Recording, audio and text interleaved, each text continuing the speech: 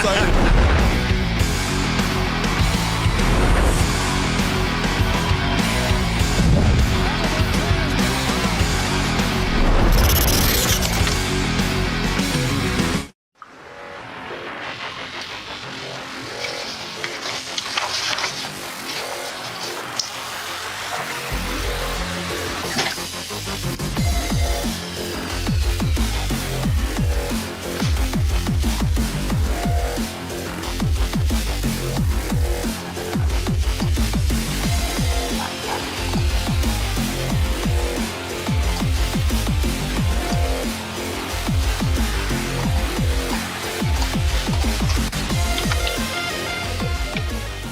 It's time for Two Guys and a Goalie with Dustin Nielson, Matt Kassian, and the goalie, Joaquin Gage. Two Matts and a Goalie edition of Two Guys and a Goalie right here on Edmonton Sports Talk, your clear choice for Edmonton sports. Matt Iwanek, Joaquin Gage with here live from EST Studios. We got Matt Kassian in his home office. I think that's home office. No, your actual office? Work office, yeah. Actual real life big boy office. Yeah. There we go. That's live here. Thanks everyone for tuning in. Tune in. iHeartRadio, EdmontonSportsTalk.com, watching live on YouTube, and for everyone listening on podcast, wherever you get your podcasts, be sure to subscribe to any of the EST shows on your podcast platform, your favorite one. We're all out there. Nielson Show, Hangout, Lock Shop, Two Guys, Oil Stream, EST Afternoons, Reed Wilkins Show. Be sure to find them down, subscribe to them. It goes a long way for us here at Edmonton Sports Talk. It is game day. It's a busy day in sports. We got March Madness already underway. Canada soccer taking on Mexico later tonight, but also the Edmonton Oilers and the Winnipeg Jets. They'll be taking to the ice at Rogers Place coming up later tonight, 7 o'clock, 6 o'clock, the GCL Diesel Oil Stream pre- and post-game show, well, the pre-game show with Tommy and Hernan. They'll get you set for that game. Cass, you on the show tonight? I am ready to go too. Big one. So this is going to be an exciting one. Quite a test for the Edmonton Oilers. Lots of fun. When I asked you on Tuesday, you said you weren't able to do it. Did Tommy? Because you then said you couldn't do it, and I said, "Oh, I hope Belzy could do it." Did Tommy go around looking after Two Guys? Yeah. Is that what happened? If we look at the timeline, Yeah. yes, the sacred timeline was branching out in multiple directions at that point. Once you I sent him my schedule at the beginning of the month. So I heard something at one point like Gage was like, "Oh, I was like Tommy's now reaching out or something." I love Tommy. The best was the one time. This was months ago, but he goes, "Gage, we'll see you tonight." I go, I didn't know what he was talking about. He says, on the pre and post. I go, I don't think so. He goes, "You said you'd do it," and I go, "What?" And he was looking at somehow the month prior, the dates lined up, and I said I would do those dates, and he was looking at a month behind.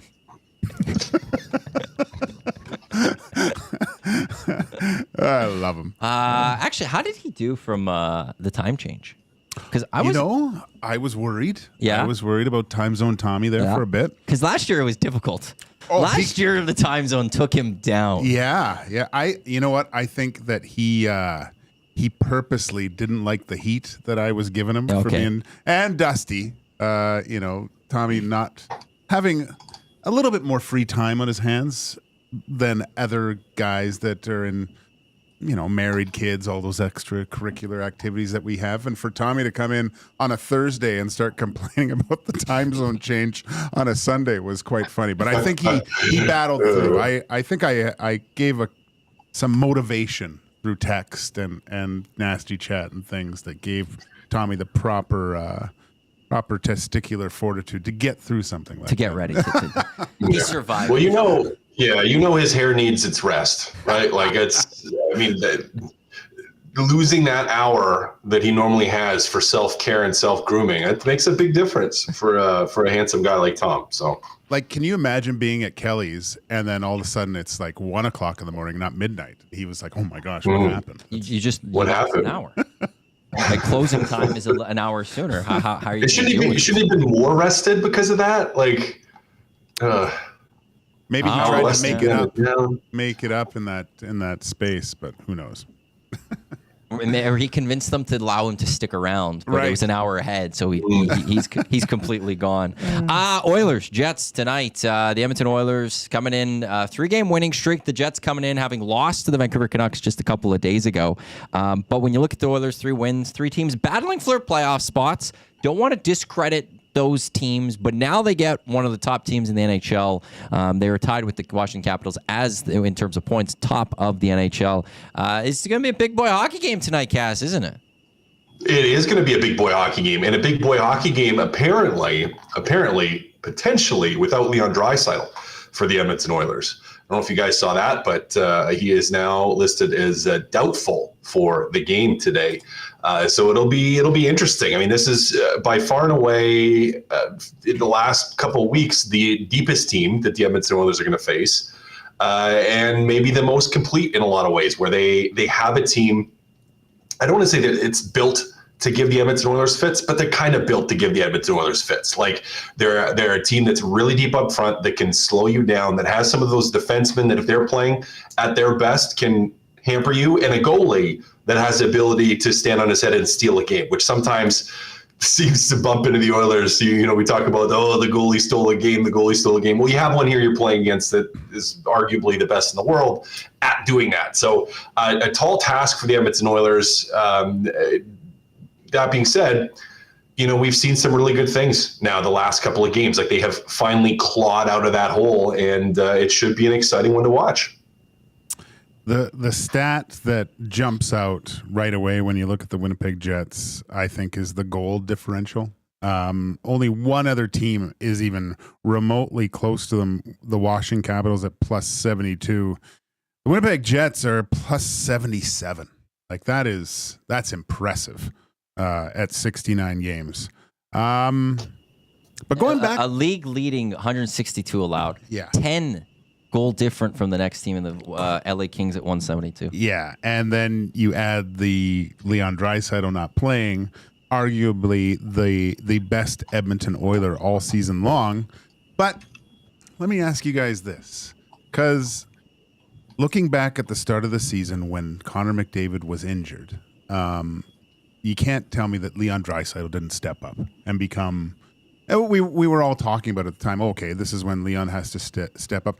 Is this just looking at Connor McDavid's season? And I know it when you look at it stat wise, it's good, but the eye test from what we've seen from seasons prior, he's just not he's not that Connor McDavid we see dominating, I think, on a nightly basis. So is this a good thing that Connor doesn't have his ride or die and can take over as the best player on the Edmonton Oilers and carry the weight of Leon Draisaitl too? Do you think you'll get a little bit more from Connor if Leon's out for any period of time here?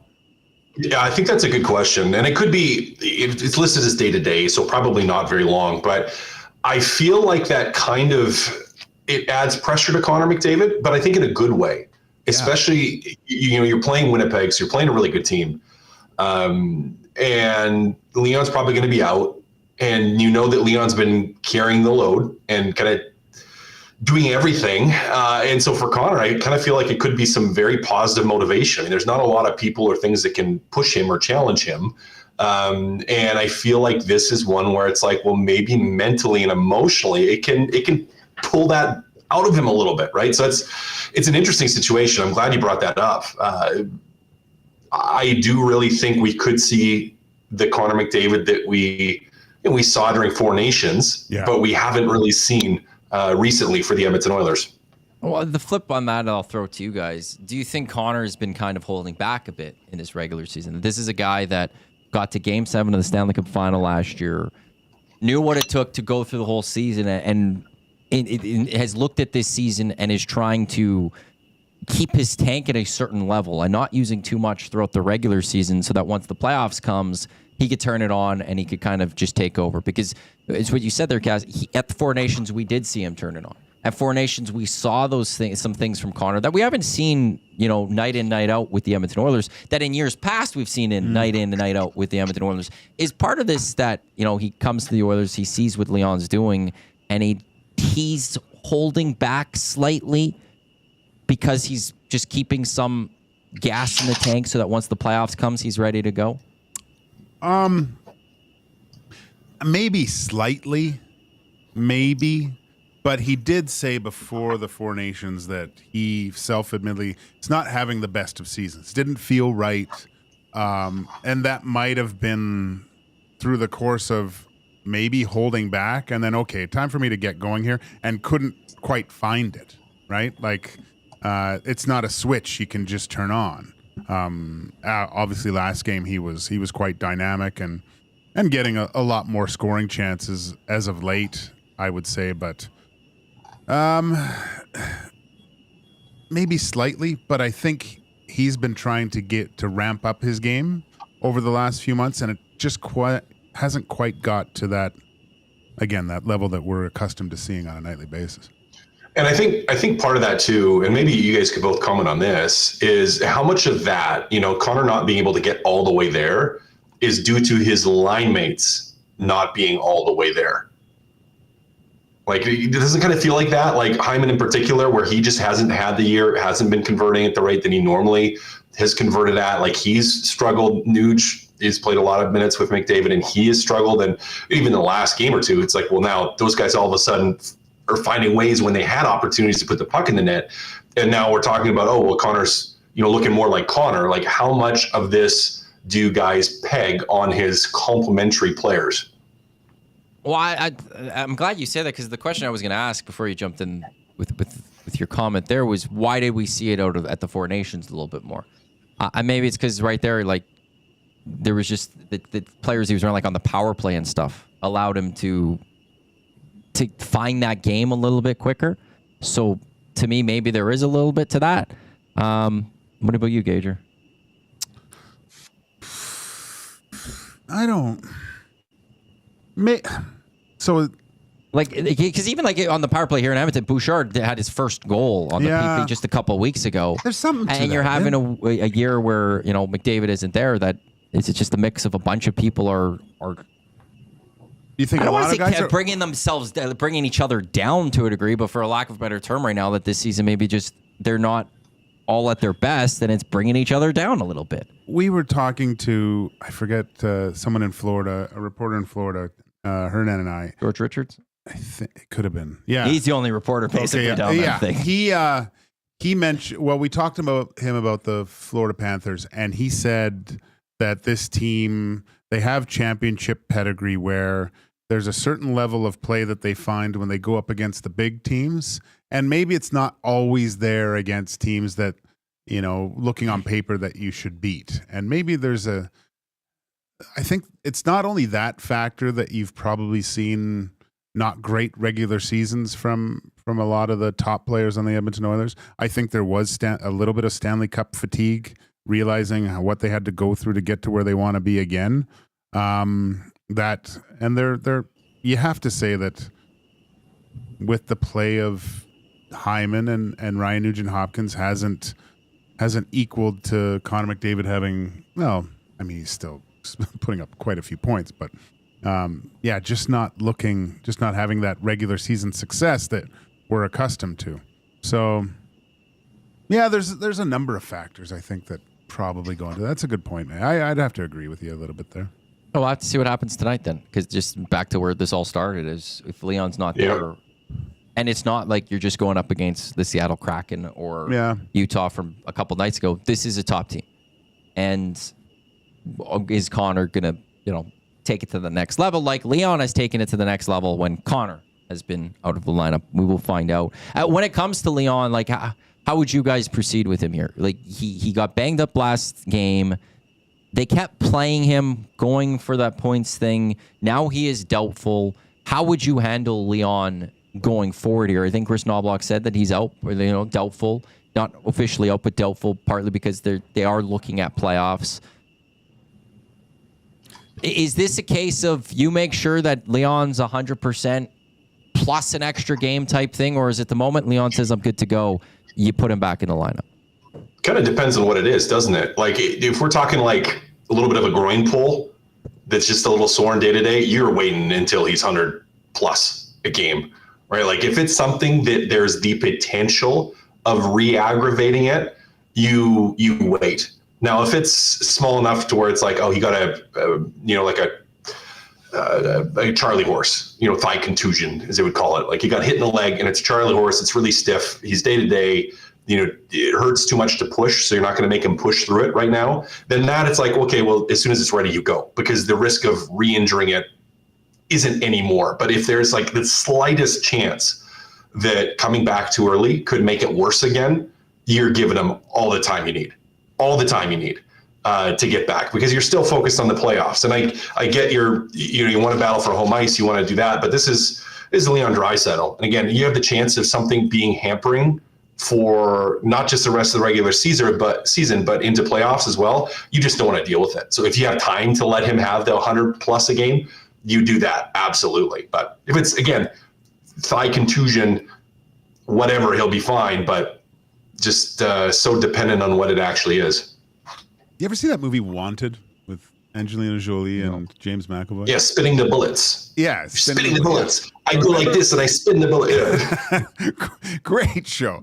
But so when they'd get hurt, they'd go into that like bath and it would be all wax. And they'd be like, he'd get stabbed 80 times and miraculously in a few hours he'd be fine. So that's what they need to put Leon in wax, I guess, Kass. And then he'll be good for game time. That's that Wanted wax. It was in Dune as well.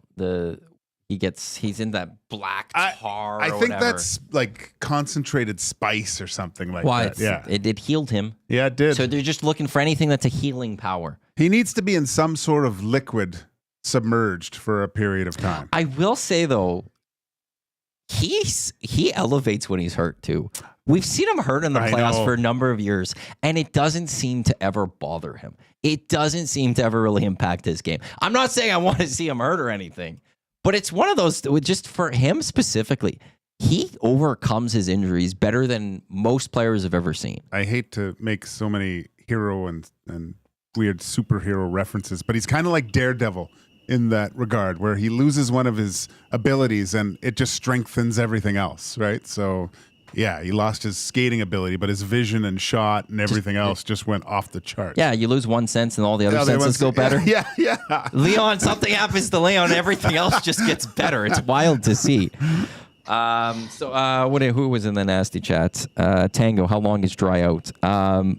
We don't know. They say he's doubtful for tonight. So there's still a chance Leon might play tonight. But he is doubtful for tonight. There was no timeline. I'm assuming if you're looking at a couple of games gone, then you'll get something from the Oilers. Right now, I would just list it as game to game, if anything like that.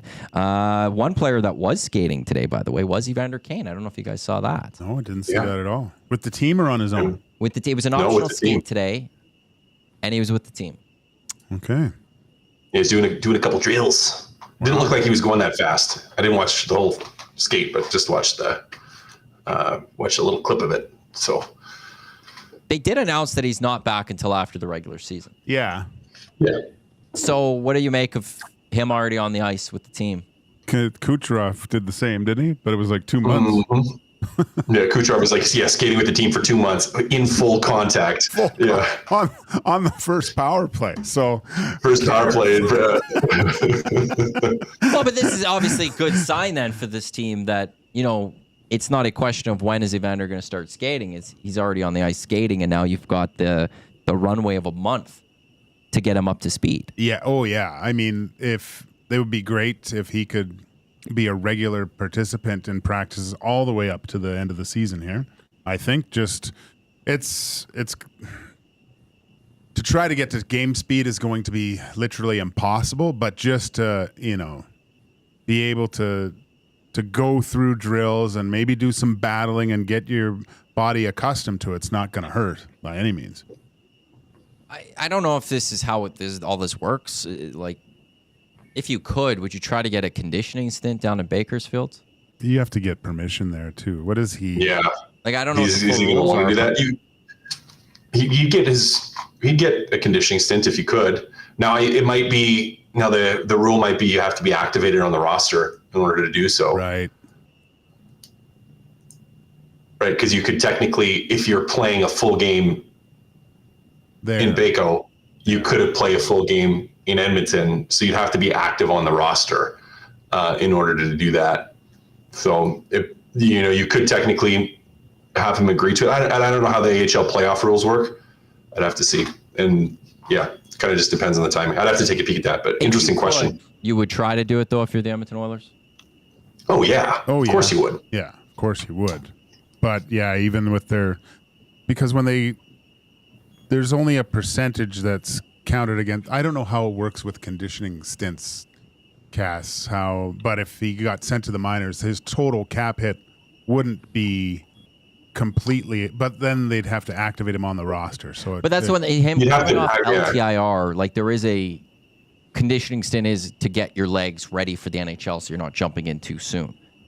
And maybe there is something there for him that he would be allowed to. It might be. That'd be something to look into for sure. I don't know the actual rules on that.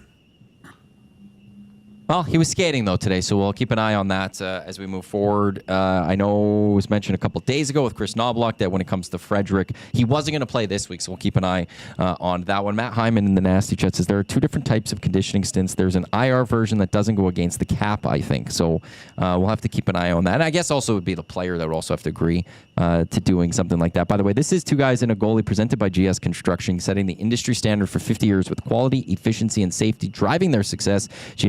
GS Construction as a foundation built on teamwork. And now they want you to become part of the team. Visit gsconstruction.ca and click ready to work or visit their page at indeed.ca. With the Next Person Up program at GS Construction, it's not just a job, it is a career. Matt Iwanek, Joaquin Gage, Matt Kassian with you here on the Two Mats and a Goalie edition of Two Guys and a Goalie. When you guys look at the Winnipeg Jets, what makes them so good this year? Beyond having, a potential Hart winner and at the very least a Hart nominee in Connor Hellebuyck. What makes this team so good? It's when I watch them, and I said this about the Hurricanes for a while, you can't really distinguish from line to line who it is, right? They all play the exact same way. There's obviously a massive attention to the play without the puck, but and their defense are so solid. You have one of the best goal scorers in Kyle Connor that's able to do things. Mark Scheifele's having a great season. Like their stars are their stars, but yeah, they're a complete group. And then once you get through all those layers of defense, then you run up to Connor Hellebuyck, and you have to do so. Usually on most nights, you have to do something special to get the puck past him, whether that's like a deflection, a screenshot, or something lucky that happens, a lucky bounce. So, they're just playing like a very complete hockey team right now. Yeah, their depth up front is ridiculous. I don't know if there's any better third lines in the league than Niederreiter, Lowry, and Appleton on your third line. Like that's a pretty stinking good third line. And even your fourth of Tannen, Barron, and Iafallo, like that's also another really good fourth line. Like it's just deep up front.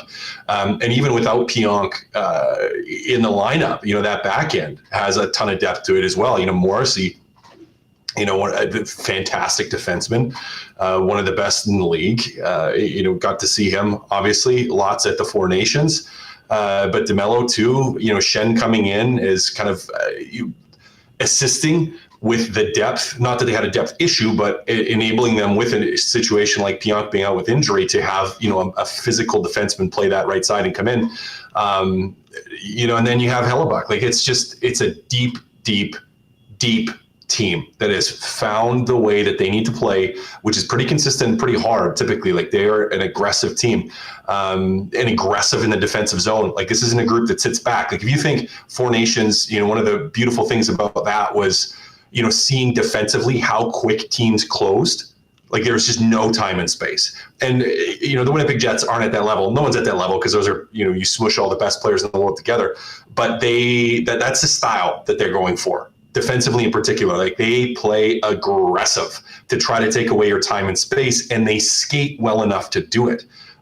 Which is, for me, you look at that goal differential, that's the reason that goal differential is there, is like they have the ability to capitalize on chances offensively with guys like Connor and Ehlers that just score goals, but then defensively they just close you out and don't give you any time and space when they're on their game. So they're a great team, really great team right now, and pretty fun to watch for me because again they're just so aggressive, particularly just with how hard they play defense. So what do the Oilers need to do tonight to beat this Jets team? Not suck, play well. How do they go about finding something to exploit with this Winnipeg Jets team? Exploit, is that the right word? I would try to find the what's weakness. Chris Knobloch saying? Yeah, like what's Chris Knobloch saying to them? This is how we're going to go and beat the Winnipeg Jets tonight. We need to go do this if we're going to go and grab the 2 points tonight. I think with this team, you have to. A lot of it will come down to will and skill, right? You need both. You just can't have one. And if they try to outskill this team, I don't think it will work. Just because of how Kass mentioned the defensive structure and their ability to counter and make you pay for any types of mistakes, right? There's definitely more of a physical element to battling for space tonight than it would have been last game against the Utah Hockey Club. It was an off night for Utah, but there wasn't a willingness to get, engage in physical battles on a regular basis in that game. Whereas, I mean, you mentioned the third line, Kass. That's you see that three big men come out and going to work. That's a chore going up against them. But they have the skill too. Morrissey. We saw him in the Four Nations, and I was really worried that he was going to be out of the lineup because of the illness. Like, he is a Norris caliber defenseman. So it then generating offense from the back end is unique in the way that he can do it along with some of the other elites. So. They're just. I know I'm kind of really pumping up the Winnipeg team here, but I do think the Oilers have a good chance against them. Like, this is when you look across from the other team and see the depth and the skill and how good this team are. You want to beat them. You want to show that you're just as good or better, right? So, but it's going to take. It's not going to be one or two guys. It has to be closer to 20 to beat these guys. It's got consistency is key. Yeah, for me in this, right? Like, you play a team that's deep, you have to be consistent. You have to be consistent, and you have to not be chasing the game. Like, Winnipeg is a team that if you're chasing the game and if you're on your heels, you're going to be in a heck of a lot of trouble right from the get-go. Like, you have to find some consistency with how you're playing, and you can't let Winnipeg control it. You have to know they're going to get chances. And you have to know you're going to have to work for your chances, right? So playing with patience is a big thing, and not just trying to do something outside of yourself. And again, that's just playing the game consistent with how you need to play. So, we've seen them the last couple of games do it better. And the Utah game, maybe the best example of that, of everyone, tracking back properly into their own zone, a little bit tighter gaps with the defense, clearing out pucks in front of the net. Like, they've started to do those things again. They have to keep doing that because, again, it's going to be tougher, a lot tougher against Winnipeg. And they can win the game. Absolutely, they can win the game. They can win a series against the Winnipeg Jets. You have to play consistently. Consistently well, not consistently sucky, because we've seen them do that in the past. Just looking at Coolbet right now, the Oilers, surprisingly to me at the very least, even though they're the home team, they are the favorite going into this one, according to Coolbet. Minus 116 on the money line. The Jets are minus 101. If you take away the draw no bet, where if it goes to overtime or it doesn't matter how it fully plays. The Oilers minus 143. The Jets plus 103. So. The Oilers be considered the favorite going into this game. Maybe I'm misreading this. Maybe you guys will correct me if I'm wrong with this. Is there a message that could be sent tonight from one team to another, considering this is a potential Western Conference Final preview? These two teams play each other twice down the rest of the regular season, but these two teams may meet again in the Western Conference Finals. Is there a message that can be sent from one team to another? Or is it for the Oilers, if they go get a win tonight, is that something that they need just for themselves to know that, they are a great hockey team. Again, they're the favorite tonight going against the Jets, but with their slump lately going, we beat the Jets, we're feeling good. Is there one of those at play here tonight? Sending a message. I don't know if it's so much as sending a message looking at it from the outlook of the Edmonton Oilers, but by beating the Jets at home, I think that's sending a message to yourself that this is possible. Something to draw upon when and if that series does actually happen, right? Okay, we had success against this team at home. We've done it before. By all accounts, if the Oilers right now played the Winnipeg Jets, Winnipeg would have home ice, right? So assuming maybe the Jets hold serve, coming back to Edmonton going, well, we beat these guys here before, we can do it again, right? Instead of going, well, we don't, that pressure of going, we can't go down 3-0 here because we haven't beat these guys in our building yet, right? So just, I guess, a recency bias of being having success against a team, that the possibility of playing them later when it matters more. I think that's more effective than actually sending a message to the other team and having them worry about you. You agree with that, Kass? Yeah, I mean, I think it's sending a message to yourself more than anything. That's really what it is. It's like we've talked about this in years past, of like those games, particularly against LA, like towards the end of the season, when it's like you knew you were probably going to be playing or were playing the LA Kings, and like, oh, this is, you're sending a message to them for the playoffs, and it's like, well, if I'm the team and I get whooped, I'm kind of taking the other way, where I'm like, this doesn't matter, it's regular season, right? And that's what you're going to tell yourself anyways. But then that other team that did the whooping is going to be like, yeah, we sent a message. But it's just like building up in your own mind emotionally and mentally, like just getting into that positive mindset, and that, we're going to dominate this other team mindset. Not that we think it's going to be easy, but yeah, we have the capacity to go beat up on this team. And I think that for me is more what it is. It's like you're sending a message to yourself. And you will probably look at it, if Edmonton, let's say, dominates this game, and be like, oh yeah, they sent a message to the league, put everyone on notice and this and that. But the reality is, it's like you're doing it for yourself mentally, in your own group, in your own identity, that you are getting to where you want to be for the playoffs. I think that's the bigger thing for it heading into tonight for me. Just finally, before we get to hire it or fire it here, Ekholm back in the lineup. We're seeing this defensive core, this new defensive core for the Oilers as they get to the playoffs and go through the playoffs. Your guys' thoughts on what you saw from the Oilers defense, and is this perhaps one of the best units the Oilers have had in a number of years defensively? Oh, the Oilers have, like, with the new additions. The way Nurse is playing, what we saw, Bouchard seems to, he's got finally some confidence, I think, just by contributing offensively. His game's looking a lot better. Yeah, I would have to say that this,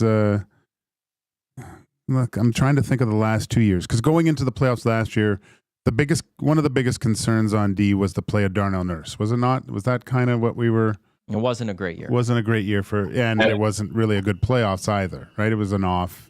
And I mean, he was an absolute beast last game. If you're getting that ordinary Nurse in a 7-game series, that's awful for opposing forwards going into the corner with him on a regular basis. So, yeah, I would, and just with Jake Wallman, what he's been able to do. Gosh, I liked Stetcher's game. Sketcher. I'm thinking about buying shoes. Sorry. But I liked his game too. So yeah, I like the fact that there's options there if something happens too. I know that I'm not too optimistic about Klingberg, but at least you have someone that when they go in there, there's still a lot of skill and some experience of playing in those types of situations before. Yeah, Klingberg helps with your depth if you need, and on that right side. I think it's slightly better heading into it than it was last year. Slightly. Now, you had Broberg last year, and you've been playing better. You had CC as well. Vinny Desharnais, that's the third coming in there on the penalty killing side. And I think this group, with the addition of Wallman, is probably slightly better. the reason I would say just slightly, we've seen Bouchard still struggle, and there have been moments where we've seen Ekholm struggle this year. Part of that probably because Bouchard's struggling, although Darnell Nurse has been pretty steady. Still, I would say they're a little light on that right side. Now, we'll have to see down the stretch if Wallman plays on the right or is comfortable on the right. We'll see how he slides in and fits there. But for right now, yes, this group is better, I think. Let's get to Hired or Fired, which is brought to you by GS Construction, who are hiring now. Become a part of their great team today, visiting gsconstruction.ca or check out their page, indeed.ca. For the past 50 years, the foundation of GS Construction has been built on efficiency, quality, and safety. Take your career to the next level. Join the team at GS Construction. Actually, I know on ESC Afternoons yesterday, you were maybe going to the game. You were waiting to see if you got the call. Oh, yeah. Did you get the call? No, you didn't call me. You didn't get the call. That's bad. Okay. It's all right. Maybe you'll still get the call. I might. Who knows? I want to go back to the GM meetings from the last couple of days. Well, yesterday, most notably, Gary Bettman spoke. One of the things he was asked, and he was quickly to dismiss, was the idea of changing the format. So, hired or fired? Kass, I'll start with you. The NHL playoff format needs to change for the first time in, I don't know, we've had this format for a while now. But the NHL format needs to change. Hired or fired? I'll fire it. It doesn't need to change. I think you could and keep it fresh, like every couple of years to switch it up, move to like a 1-8 or 1-8 situation, but it doesn't need to change. It's not broken. It's not broken. Now, the LA Kings, if they were to play Edmonton again and lose again in the first round, they would probably sit and say, it's broken. Let us play somebody else. But that's just the reality of the divisions and the way things are set up. So I don't think it needs to get fixed. Or needs to change. It's still pretty good. Yeah, I'm gonna fire it. Looking at the other leagues, they've created like play-ins, and just looking at the NFL, it's useless to have that. They have whatever team gets through just gets demolished usually. So I like a little bit of history here. I don't think you would get a run. Maybe once in a while from a team, a Cinderella story, but I'm fine with the way it is. Would you want to see a play-in tournament for the NHL at all? I wouldn't mind a mini play-in tournament. You're going to have trouble convincing the NHLPA, like adding games. I don't know how you do that without reducing games in the regular season. The NBA did it. They added it's so it's in the end the most of extra games you'd have to play is 2. But the NBA's soft. Like you get hockey players it's going to be awful out there. Like it's going to be violent. They're going to beat the crap out of each other. There's no way you can get all the way. It's pointless. You'll be too beaten up to go all the way at that point, and that team is going to get destroyed along the way. I don't want to see it, partly because right now half the teams make the playoffs in the NHL. Yeah. That's a good number. It's a great number. And the NBA, when I look at it, it's so confusing at times, but I'm looking at it, and I'll look at the standings, and it's like, well, most teams don't miss now. Like, everyone's getting the play-in or something. Like, and if there is one complaint you could have with the Canadian Football League, but it's based on the number of teams, though, is that 6 of 9 teams make it. And that, not a lot of teams miss. Now, you can't do so much when you only have 9 teams in your league. But when you're dealing with 32 teams, I don't need a participation playoff trophy for most teams. It's not that easy to get into the playoffs in the CFL. But 16 teams make it. I don't think we need to find a way to get 4 more to play that one extra game or something like that. And then also now 20 teams could argue that they've kind of were in the playoffs or something out of 32. That's the one reason I don't want to see it. I'll always have the fear that as the NBA is doing it and it keeps going, that at what point is some NHL owner going to be like, well, can we get a little more TV dollars? Or, hey, I could get maybe one more. We as the owners could get an extra gate revenue. Yeah. What would it be? Best of 3? No, it's a single. It's just a single? If it's like the NBA, so the winner, so how does 9 plays 10, the loser's out. Okay. The winner moves on to meet the loser of 7 versus 8. The winner of 7 and 8 moves on. They're automatically in the playoffs. Okay. So if you finish 7th or 8th, you're guaranteed 2 games at least. If you're 9-10, you got to go win 2 games to get to the playoffs. Okay. It wouldn't add a lot of extra. The only way it's getting decided is if owners actually say, let's make some more money. Want to look at the NHL playoffs right now as it stands at this very moment in time. You've got 6 of 7 Canadian teams making the playoffs, including in the out east, Ottawa, Montreal, both sitting in the wild card spots. It is a tight race out in the wild card out east. Hire it or fire it. Out east, both the Sens and the Habs will make the playoffs. I'm gonna fire it. And this is, I think we asked this question like a month ago or 2 when they were kind of close and Montreal was hanging around in that spot. And I know they've been playing a lot better. I know they've been playing really well. Last 10 games, they're looking pretty good. But I just still look at it and go, between New York and Columbus, and Columbus has dropped a couple in a row now. That's probably going to turn. The Rangers. Okay. And I know the Rangers have been struggling too, but I just can't see both those teams making it. It'd be awesome if they did. I just don't think Montreal makes it. I don't think they do. I don't think they do. Yep. It's going to be tight. It is going to be tight. You've got Montreal at 73 points. The Flyers, all the way in second last in the Eastern Conference. They're only they're 9 points back. That's a lot, but it's actually not. We've seen teams overcome a pretty but big, and this with what? The amount of teams you have to jump. But there's the Canadians at 73, the Rangers games. 1 back, the Islanders 2 back, or 3 back, the Blue Jackets 3 back, the Red Wings 3 back, the Bruins 4 back. Within 4 points, you've got so many teams that are going to be battling it out right there. The thing, they're at 67. I think the team that's weird, but just looking at it, right? So Montreal's won their last 2. Obviously, that made a huge difference because the Rangers and Columbus, Rangers have lost 2 in a row, Columbus have lost 4 in a row, Islanders have won 2, and they're still they're not making any ground. I'm going to keep it. I'm going to say they are. I think they've put themselves in a pretty good spot here. And from what I saw, that team, they're good. Are they a Stanley Cup contender? I don't know. Could they surprise someone in the first round? Maybe. You talking the Habs? Yeah. They played the Edmonton Oilers quite well, I thought. And they had really good goaltending. That Lane Hudson is a future star, right? And they've. I'm gonna keep it. I'm just looking at it. If somehow the Sens could drop to second in the wild card, if the Canadians could catch them, we would have a first round matchup of Washington, Ottawa. In the political world that we're in right now. Oh my gosh, the nation's capitals of each nation going at it in the round 1. That would be good. That would be a little something. There's a lot of really good playoff races to keep an eye on as we're moving down the stretch here. I'll just go from out east down to the west. The Atlantic, the Battle of the Atlantic between the Panthers, the Leafs, and the Lightning, all separated by 2 points right there.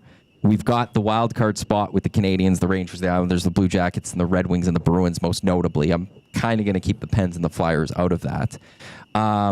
You're going to have the race for who gets home ice between, largely the Stars and the Avalanche, although the Wild are only 2 point back of the Avalanche to jump back into the Central Division. And then the battle for the Pacific Division, you've got between the Golden Knights and the Kings, it's 5 points separating the 3 teams, the Golden Knights to the Kings, while the Kings, they'll have a game in hand. And then that last wild card spot, you got the Canucks at 75, the Blues at 75, the Flames at 73, the Utah Hockey Club at 71. Which race right there for you guys is, most exciting to you right now? Actually, I'm going to take the Pacific out of it just because it might be naturally the Oilers and the race for the Pacific. Outside of the Pacific Division, which playoff race are you kind of going to be keeping an eye on most down the stretch here? Well, I mean, God, I probably want to see that now that you've brought my attention to it more. Is this just if Ottawa and Montreal can get in there? I mean, that would be great. I think just having so many Canadian teams in. Because I mean, the the Pacific, like the top three in the Pacific, it's basically just battling for home ice advantage, right? Which isn't the sexiest thing to. Right, but for the Oilers or the Kings, a chance to battle so you're not playing each other in the first round this year. Yeah, they're going to play each other. Come on, Matty. Jesus. Well, somebody, What are you doing? The Oilers pass the Golden Knights, and the Oilers take the Pacific Division. And then they get the Colorado Avalanche because somehow the Minnesota Wild jump up there, and the Oilers get the Avs in the first round. God. Well, at least it would be a different. Yeah. That to me has the most potential to be exciting and interesting because of that. What you just said, like the little factors like with Colorado and Minnesota, and Minnesota, more banged up. I think Rossi got hurt yesterday, so they're even more banged up now. So we'll have to see if they could overcome. But it has to be that second wild card spot. Just with so many teams, we don't see that. We haven't seen that in the last couple of years, where it's most likely going to be down to the wire. And there's 3 or 4 or 5 teams that could all end up in that position. And that to me makes it way more exciting because it's not just one team. It's not just, who has home ice advantage. It's who actually gets in. It's going to be tight. And that to me is exciting. It's fun. So I can't get away from that. Montreal trying to hold on to it. And those other teams trying to claw their way in. And I think the best story for me would be if Columbus could get it. Realistically, I do love Montreal being in there, but for me, just the underlying with the Gaudreau situation this summer, with the team looking like they're going to have to go through a rebuild, and just having one of the smallest salary caps in the league, and just finding ways to win, the emergence of some of their players, it would be a fantastic story. So I'm kind of, as much as I want another Canadian team in so I can talk about how much I hate the Canadians, which would be great. I kind of story-wise, I kind of hope Columbus pushes and gets it. But that to me is the one to watch. The first game, game 3, Columbus in the playoffs, when they go back home to Nationwide, would be an incredible scene. Just as you said, just everything that happened around that organization with the passing of Gaudreau. It would make it an incredible story. I also, Penner Pancake says this one, because I'm going to bring the Sens in it. So I had the Sens dropping, and maybe we get the Battle of the Nation Capitals going. But if the Sens stay in the spot that they're in that first wildcard spot, what if the Leafs win their division? And you get Sens-Leafs first round, and that knocks out the Leafs in the first round this year. I would love that so much. So weird. I mean, I love him as a player, and I think just from the Four Nations, he's emerged. He's got some of that, I want to play meaningful hockey. But Brady Tkachuk going up against Austin Matthews, I'm all for it. Yeah. I want to see that. I really want to see that now that you say that, Matty. That's you would get the Battle of Florida 2 out of it. Because you get Florida Tampa in the first round, which would be a great series. And then automatically you get the Battle of Ontario, but then, hopefully maybe the Sens could do it, and the meltdown Toronto would have. Oh, yeah. If they go lose, the Sens finally make the playoffs, and they knock you out yet again. Yeah. I would have to, I don't know if I'd be on EST that day. I think I would just be listening to, TSN and Sportsnet Radio out in Toronto all day. Oh, yeah. To see how, and they don't even have the Blue Jays to jump towards this year. They're not excited. We would just do a pre- and post game for that game. That would be a lot of fun to watch. So it's going to be an exciting last little stretch here in the National Hockey League with all those playoff races. And if anyone cares, there is the race for the President's Trophy. There is that one as well between the Capitals and the Jets, both sitting at 98 points. As of right now, the Winnipeg Jets do sit second. So they aren't the best team in the NHL as they take on the Edmonton Oilers tonight, because the Capitals have a game in hand as they sit at 98 points each. Again, Oilers Jets later tonight. You've got the GCL Diesel Oilstream pregame show, Kass with Tommy and Hernan, 6 o'clock right here on Edmonton Sports Talk. They'll get you set for that game. And then, of course, we will have the postgame show for you live right here on Edmonton Sports Talk, your clear choice for Edmonton sports. Gordon McDowell in the Nasty Chat. Last playoffs, first round matchup with Florida Tampa. They ignore the puck for the first period and we're in murder mode. So that's and then adds also Sens Leafs would be a wild series. There's no way in the round one we'd be fortunate enough to possibly see an Oilers Canucks or a Flames, because just how much of a difference or separation the Jets have between them and everyone else. They will get that lower team in the wild card. Just a couple minutes left here. You put in a bracket in our March Madness pool. I think I saw that. I did. Yeah, I did. I didn't get it in. I did, but I changed my name. So I was because I didn't like how I was forcing me to spell it. So I am now the 51st state. And that's also because I'm in my wife's family's pool. Obviously, she's a Texan, American, so up against a bunch of Americans. That's I figured an apt name. So yeah, I am in there. I'm in the pool. I see Auburn taking Auburn. Yeah, I don't know anything about who's doing anything. So, well, we got to see the whole thing. So you've got an Auburn. Texas. Oh, you're taking Texas Tech. Is family connected to Texas Tech? My wife is Texas Tech. Final four: Auburn over Texas Tech, Tennessee over Bama, with Auburn beating Tennessee in the championships. You didn't get one in. No, I pulled a Tommy Gazzola. Kass, Texas Tech, doesn't it have the culinary part of the school where you learn how to butcher like? Oh yeah, cows. All those schools down there. A&M is A&M especially like that. A&M, yeah, I was reading about. Is a big It's hard to get into. It's like trying to become a doctor. I think Texas A&M is a bigger one on that side. Okay. On the agricultural programs there, it's pretty crazy. And she hates. You always know the Aggies. They go whoop, make all these do weird things, but yeah.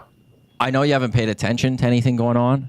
You could quickly fill out a bracket. I will. I will. You can't do it online. No, I'll. They won't let you be there. You'll be able to do it in pen. I don't think you know that much that's going on. Or no, I'd have no clue. So to jump in there very quickly. I will. You could see you could put your prowess of college basketball to the test against all of us as well. Jesus. We got 107 people on the one on ESPN that we threw up there. So we'll see who is the best overall. Okay, Oilers, Jets. Just a couple minutes here. Predictions. I will make a prediction for a game tonight. Kass, your prediction of this game tonight. Ooh, I think it's really tight. I think it's a tight checking game. I think Winnipeg squeaks it 3-2. But I think it's a fun, really good, really tight game. I think that's one then people would be somewhat okay with it on the post-game show. Yeah. I am going to go 5-3 empty netter. No. Yeah, 5-3 empty netter for Edmonton. The Oilers pull off the big victory. Yeah. Okay. Canada, Mexico later tonight. I'm taking Canada to beat Mexico 2-1. Not making a prediction this one. I think we're going to beat the Mexicans. Where's the game? Up one in LA, SoFi Stadium. Oh, okay. It's is it? Yeah, CONCACAF Nations League semifinal action. The winner of this will meet U.S. Panama on Sunday for the title. Okay. I think Canada is the better nation. Coolbet has us as the underdog in this one. I'm going to say Canada gets the 2-1 victory. We'll take the lead. Mexico will equalize. We'll get a goal later, and we'll get the victory. Jesse Marsh leading this team to a victory. So that's the prediction I'm going. La Bamba guy. I'm guessing Matty's pick, a Canadian team will win. I didn't even think of that one. That would have been a fun way to do this. That will do it for Two Guys and a Goalie for today. Good chatting with you boys. We got ESD Afternoons coming up right away here. What do you guys have on the show? Obviously, to see if the Oilers can produce 4 wins in a row. Talk about madness. You'll have to come back and talk soccer. Red Light District of 140. Drew Mindell from Illegal Curve Hockey Show. We'll talk to him and set up reading the return of Jay Milne. That's right. 1 to 3 ESD Afternoons. Reed Wilkins Show with Jay Milne. 3 to 6. As I said, the GCL Diesel Ulster pregame show. Tom Gazzola, Hernet's House, Matt Kassian. They'll get you set for this game. 6 o'clock right here on Edmonton Sports Talk. On behalf of Kass, Gager, I'm Matt. Thanks for tuning in to Two Guys and Goalie, presented by GS Construction. ESD Afternoons coming up in just a few minutes. Don't go anywhere.